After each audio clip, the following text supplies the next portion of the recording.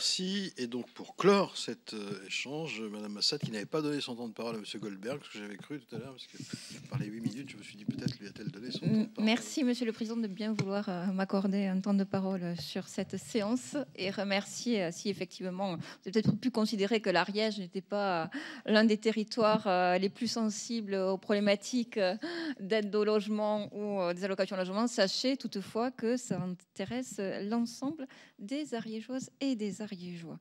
Notamment, nous avons une politique de la ville qui essaye de se mettre en place. Donc, grâce à notre président de l'ANRU, on est en train d'arriver. Donc, merci pour ce rapport. Et vous dire qu'il est vrai, c'est un rapport, on le voit, qui vient de nous être présenté cet après-midi, mais qui a déjà fait couler beaucoup d'encre dans les journaux, puisqu'on a pu en avoir une synthétique présentation et avec des propositions. Vous avez travaillé dans un temps record et avec déjà un certain nombre de propositions. Donc, il est vrai que la poursuite de ce travail ne pourra être que bénéfique. Je relèverai 3 propositions qui me semblent des propositions de bon sens et à la fois compatibles avec notre situation économique, l'état du pays et la nécessité de poursuivre l'aide au logement aux personnes qui en ont effectivement besoin. La prise en compte du patrimoine, notamment, je crois qu'effectivement, je ne savais pas qu'il n'y avait pas droit de regard sur le patrimoine des allocataires au logement. Je crois que c'est une bonne chose qui peut être comprise par tout le monde, les premiers bénéficiaires également. Ce qui m'a interpellée également, c'est la problématique des coûts de gestion par les CAF. Et donc ça, je crois que c'est un gros dossier qu'il convient de mettre en œuvre, et notamment les chiffres que vous annoncez, à savoir le cumul des indus versés de rappel de prestations qui s'élève à 1,6 milliard d'euros.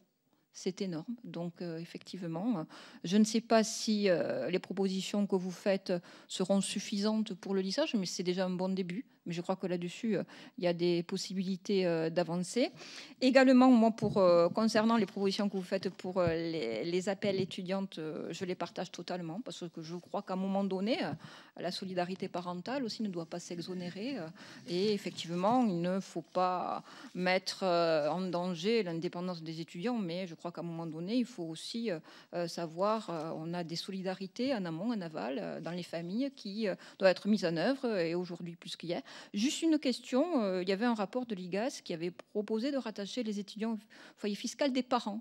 Donc, vous ne l'avez pas reprise. Est-ce qu'éventuellement, c'est quelque chose que vous pouvez étudier dans un second temps, ou vous n'allez pas du tout l'étudier? Et puis, juste une dernière question. Moi, je me réjouis et je partage, comme vous, l'idée, bon, hormis la problématique du coût des loyers, ça, c'est vrai que c'est le gros problème aujourd'hui, mais qui nécessitera plus de 2 mois ou 4 mois de travail là-dessus. La construction des résidences étudiantes, je pense que par rapport à la problématique logement étudiant, changeront beaucoup la donne là-dessus et permettront effectivement d'avoir des étudiants qui seront logés dans des conditions acceptables, et nous permettront de faire des économies également sur ce chantier. Et puis juste une dernière question, avez-vous pensé également d'étudier éventuellement le système qui existe au niveau d'un certain nombre d'aides sociales, de la récupération sur succession? Parce qu'aujourd'hui, on a effectivement un certain nombre d'aides sociales, notamment celles qui sont gérées par le conseil départemental, qui, au niveau de la succession, c'est-à-dire quand les personnes sont décédées, elles ont à transmettre un patrimoine quand elles l'ont. Il peut être immobilier, le cas échéant, pas de résidence principale, ou financier. Et au niveau des personnes qui héritent, il y a récupération sur succession d'aides sociales qui ont été données. Voilà, donc juste une question pour terminer mon intervention. Merci, Monsieur le Président.